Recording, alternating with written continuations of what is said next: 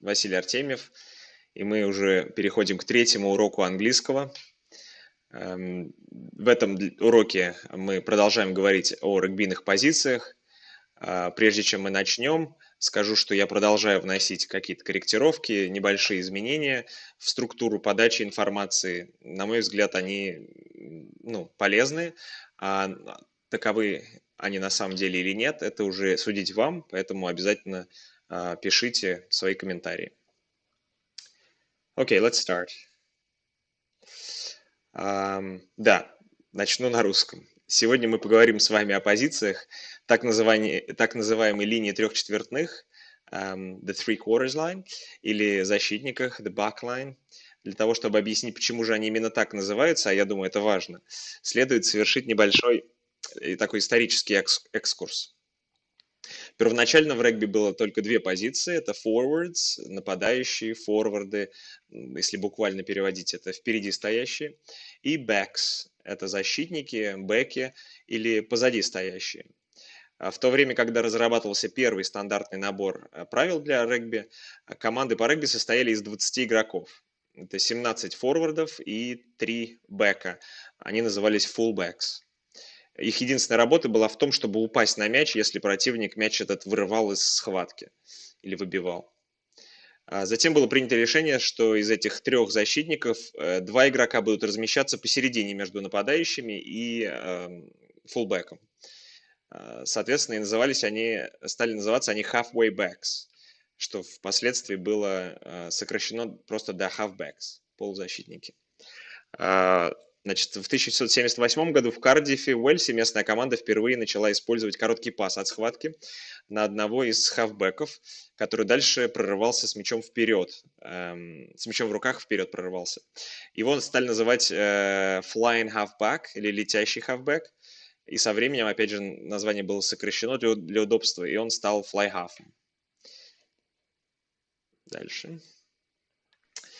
Значит, в середине 80-х годов 19 века игра распространилась на университеты, и в частности Кембридж и Оксфорд, и их вклад привел к тому, что игра стала развиваться с точки зрения тактики очень сильно, был разработан новый стиль игры, и кроме того, они реорганизовали как раз систему нападения, именно схватку, они ввели короткие пасы между форвардами, они ввели практику длинные пасы между бэками, и это привело к необходимости, чтобы придерживаться такому игровому плану, размещения большего количества игроков в линии защитников.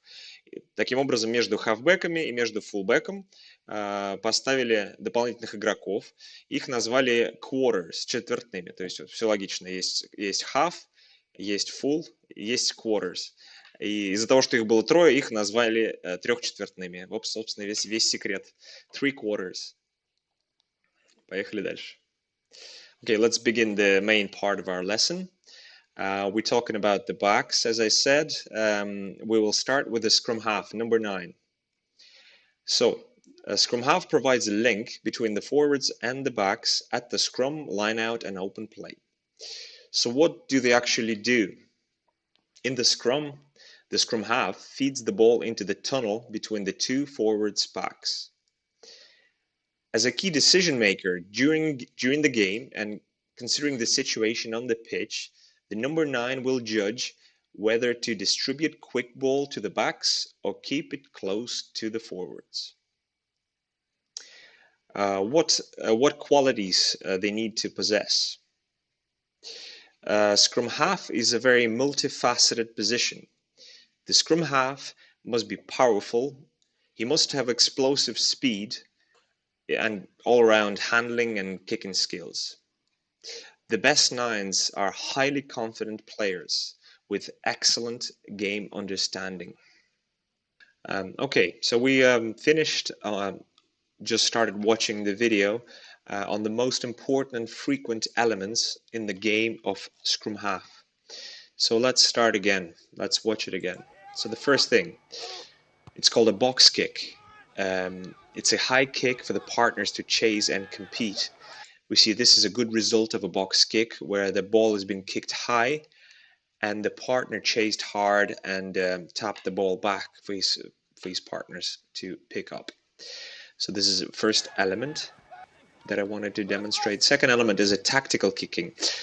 Scrum half identifies a space behind the defensive line, and he's ready to exploit it by kicking into it. It can be a long kick along the ground. It can be a kick like this, just behind the defensive line into the open space. Next, and probably the most important thing, is the ball distribution. The scrum half chooses when, who, and how fast to pass from a base of a ruck, from a maul, from a scrum, or from a line out. Here we see a charging prop, and scrum half passes it really flat when he sees his partner. Scrum half's job is to get to the ball as fast as he can to distribute it. Okay, next thing, the next job for scrum half is to feed the ball into the tunnel in the scrum. So we see a scrum here. Scrum half is ready to feed the ball in between the two forward packs, and he does it from on the left side of the scrum. So when a penalty kick is called, or a free kick like here, scrum half can quick tap to restart the game. He can do it in free kicks, he can do it in penalties. He chooses when to do it, if he wants to gain an advantage over an opponent or catch him by surprise. Okay, so let's move on. Let's move on to the next page. Fly half. Fly half, or out half, is the heart of the team and arguably the most influential player on the pitch. What do they do? As a player who orchestrates the team's performance, the out half will receive the ball from the scrum half and choose what to do with it: to kick, to pass, or make a break based upon a split-second decision. He's often the team's main place kicker for conversions, penalties, and drop goal attempts. So what qualities they need to possess? The good out half has the ability to kick very well out of hand. He's got deft handling skills. He's got pace, vision, creativity, communication skills, tactical awareness, and the ability to perform under pressure. Let's watch a video about an out half. Okay. Fly half, excellent. Here we go. Let's watch. Let's see it. Out half getting the ball.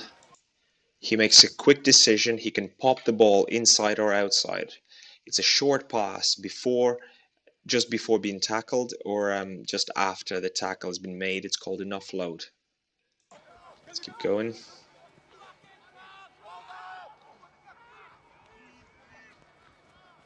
This is called a show and go. We'll watch it again. It's called a show and go, or a dummy pass. Here, out half makes it look like he's going to make a pass, but he goes himself. He offloads off the ground of a tackle to keep the goal flowing, to keep the game flowing. And then here's just good distribution skills just to get the ball out. The final few bits, I think, are about kicking the ball. Here's what's called a chip kick, or a kick along the ground for partners to chase and to regather. Again, this is a quick decision. It can be pre-called by partners when they see open space, when they see space behind, like there's a lot of space behind the line here. There's an overlap as well. This defender is rushing up hard, so the out half actually takes a deeper position to give himself a bit more time. And I think his partner is already called for a chip kick. It's called a chip kick. And here's a chip kick being performed. Excellent. Also, every out half needs to be able to kick the ball like this. This is called a kick pass. Again, the partner sees the opportunity. The ball gets to the out half, and the ball is kicked to the winger, who's at the end of the line, who's ready to regather and to score a try. A kick pass. Another quality every out half needs to have is a good clearance kick. So it's just a long volley, long kick, just to clear the lines.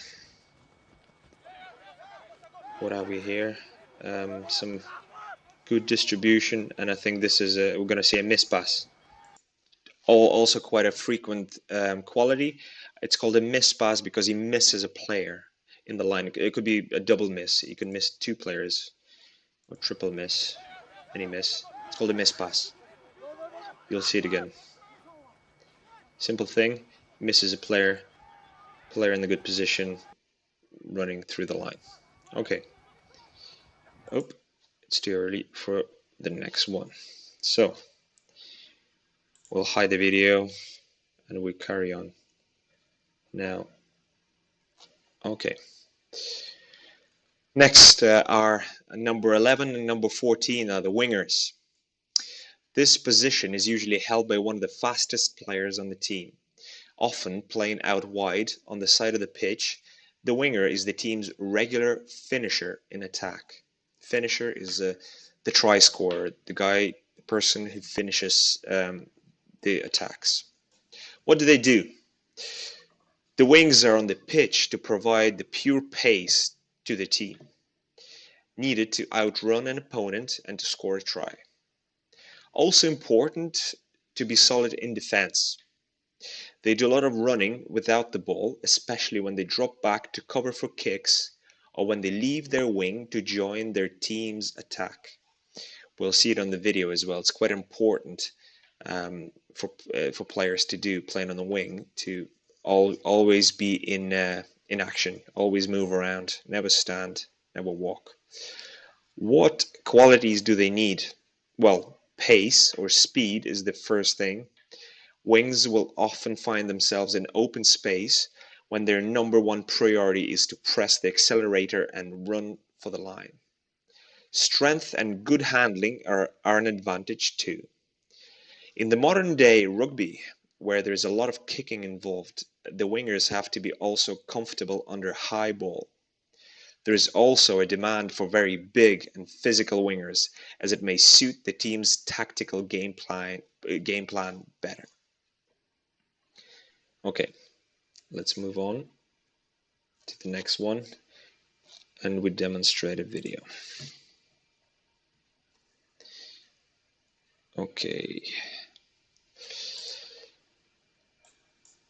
Excuse me.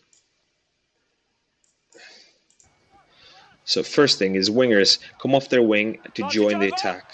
Here's the winger creates an overlap, and the second job is to always be in support.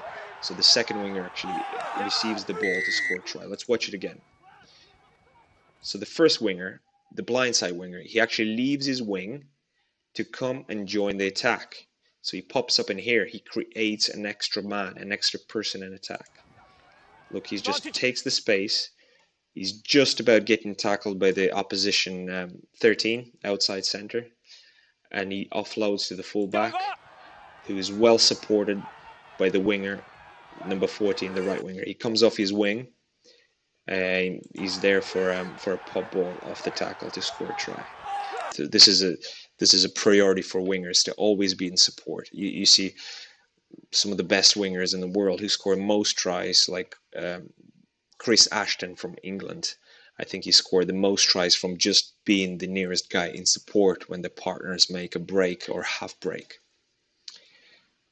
Okay, the next job that wingers have to be very good at. There's another example of wingers coming off their line to just join the attack. Here's another job the wingers have to be good at. Watch the work rate of this winger, the Australia's left winger. He chases back to cover for a kick, and he He's avoiding 2 tackles, and he takes the pressure off his side, sets a good ruck. I think it's a good position for Australia to just clear their lines and just get out of there 22. So cover the backfield. Play on. Next thing, the winger just has to stand on the edge of the line, be the last man. Here the ball is just passed through to the winger. He takes it on, he makes some ground. He makes his team's attack look good. And here's another example. The winger is just standing on his wing. He's waiting for an opportunity, and when he gets the ball, when he gets that opportunity, he scores a try. I think that's the main job that the wingers always do. Okay, let's move on to the next one. So we're talking about the centers, the inside and outside center, number 12 and number 13.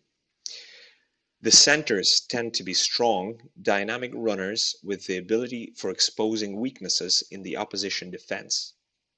Inside center plays closer to the fly half, helps him to do his job, and possesses a similar skill set. Outside center is usually faster and attacks more with the ball in hand. So what do they do on the field? The centers are key in both defense and attack.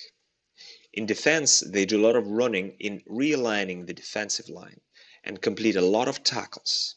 In attack, they use their speed, power, and creativity to find gaps in the defensive line, to breach the defenses, and to create scoring opportunities. What qualities do they need to possess? The modern day center is lean, strong, and extremely quick. The position demands great attacking prowess, coupled with an intensity and physicality in contact to either retain or steal the possession. Oh, I'm sorry, I didn't actually cover it. I didn't actually close that video. Apologies again, some difficulties we're experiencing with the software. So again, you can just quickly read through it. I think if you're watching afterwards, you can just pause at this point to read in Russian what we've just talked about. Okay, so we move on to the next, to the video demonstration. Okay, now we start the video. Okay, first is going to be a long episode. One sec. This is a long episode of centers combining in attack. Picks up the ball in support of 10. The other center supports him. Oh, it was a fullback, and he just it was a second center. So we'll watch it again. So the primary job of the center is in attack, to support, to run hard. They have to have good vision and good passing. They need to be first to collect the offloads. They have to run hard and fast, and they fix defenders and have good timing on the pass to put their partners away for scoring. The centers are often used for crash balls. We've talked about crash balls. So he just runs hard at the line, takes as many defenders out of the line to create some overlap in the next phases. Good centers also distribute the ball and pass the ball as good as out halves. Here the center sees his partner in a better opportunity, and he passes the ball to him. Same again. I think we'll see the center combining and offloading quickly for his partner center who's in the better position. Okay.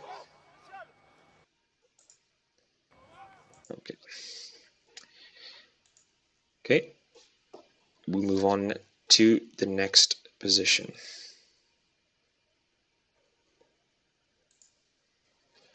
Fullback. The fullback is lining up behind the entire backline. This high-pressure position is not for the faint-hearted, but those who can combine tackling, kicking, catching, and running without losing their cool head can excel here. What do they do?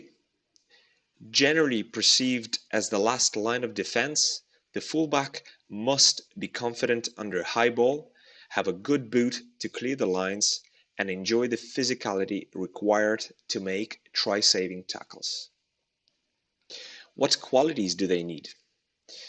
Well, great handling skills, pace in attack, and power in defense. They have to have an ability to join the line at pace to create an overlap and try scoring opportunities for the wingers. They have to have tactical skill and they have to have flair. Okay. The video. 1 second and I will load it. Okay. So the good fullback, he drops back in the line. He's a fullback. He's if we see him here, he's dropping back to support his partner. There's a fullback there. He dropped back. He makes a decision at this point. 1 sec.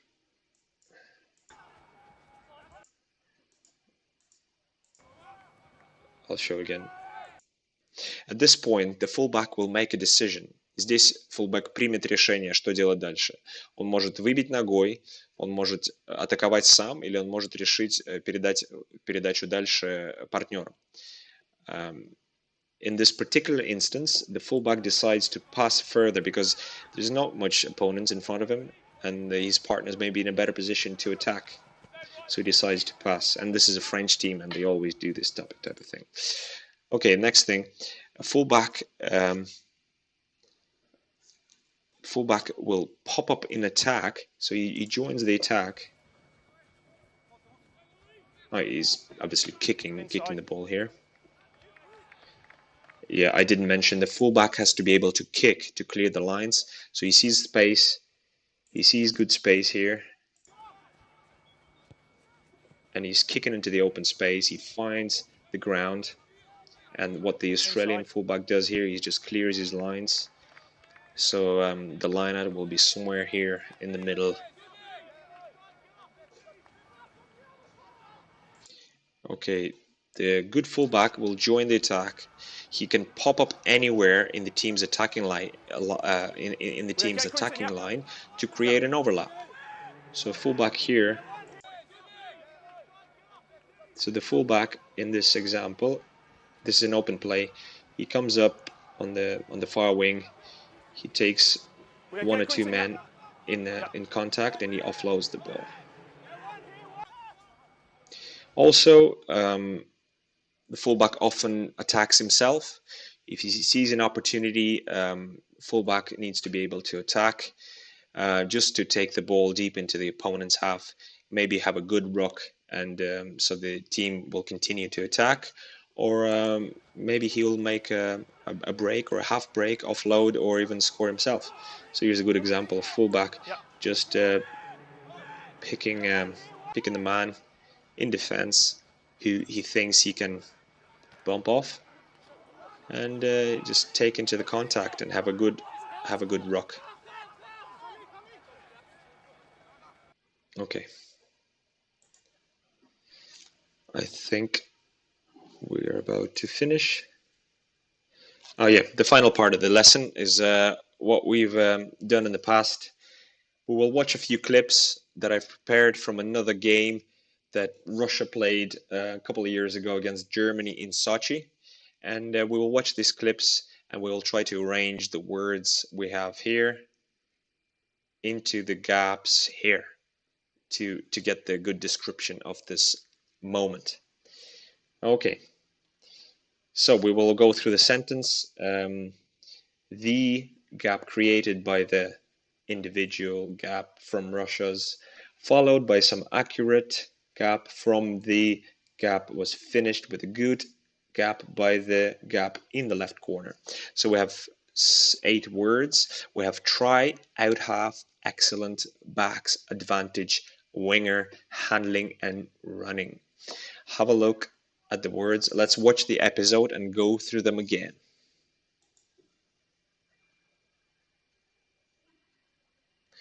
Okay, it looks like we won't watch the episode. Unfortunately, these videos I thought were gonna work, but they don't work either. What can we do? We can, if you bear with me for a second, I may be able to find this online and just put in the timeline that I told you that the episode is on. By the way, I apologize again for this. This wasn't supposed to happen. I don't know what happened this time. Не знаю, что произошло, я еще раз извиняюсь. Эти-то видео я как раз не скачал отдельно, поэтому сейчас попробую загрузить видео на YouTube. Не знаю, получится или нет. Если не получится, значит, вы скачаете, это будет вашей домашней работой, частью. Не подглядывайте ответ на следующем слайде. Сначала посмотрите видео, попробуйте расставить это слова в пропуске, и только потом смотрите ответ. Это будет частью домашней работы. Но будет и большая домашняя работа, ну как большая, она будет интересная. Но я скажу о ней в конце. Сейчас попробую все-таки запустить это видео. Через VLC не получается проиграть видео с YouTube. Ну тогда давайте быстро пройдемся по, в общем-то, этим примерам. Видео вы посмотрите, те, кто хочет, вы посмотрите обязательно, скачав презентацию. И попробуйте сделать это в виде домашней работы. Эпизоды интересные, эпизоды красивые, красочные, я специально выбирал. Так, не будем смотреть. Вот. Так, это третий. Вот второй. This is the second episode. We have 7 words. Fly half, easy, chip through. Number 8, try vision. And we have a sentence here as well. Don't peek into the answers before you do and before you watch the clip and do the thing. Okay, the last one is the well executed from the, followed by some great offloading, and strong from the, gave Russia an excellent attacking. Running, passing, backs, support, platform, set, move, line out. Okay, these are the 3 things you will do at home as a homework. And the final bit of homework I wanted to give you is, please watch this video. This is an excellent clip of some of the best tries scored in the history of rugby. And please just use the words from vocabulary from the last 3 lessons to describe any episode you like. They're all excellent. They're all really, really enjoyable to watch. So please do that. Do it as homework, as part of the homework. You can fill in your answers here and you can send it back to me, or you can just, take a photo and send it back. Do whatever you like. Спасибо большое за этот урок. Прошу прощения еще раз за накладки, которые произошли. Обязательно их исправим в следующем уроке. Мы уже перенесемся дальше, мы уже двигаемся в сторону стандартных ситуаций, схватки, коридоры, то есть объяснение подробное, и, наверное, пройдемся по нарушениям основных правил, а также интерпретации этих нарушений и этих правил со стороны судей регбийных. Я думаю, будет интересно, это будет уже что-то новенькое, поэтому жду не дождусь следующей недели, когда мы вместе с вами этим будем заниматься. So, thank you very much for being with me tonight, and I'll see you next week. Please don't hesitate, do the homework, send it back to me, and I'll have a look through it, and I will reply to each one of you. Thank you very much.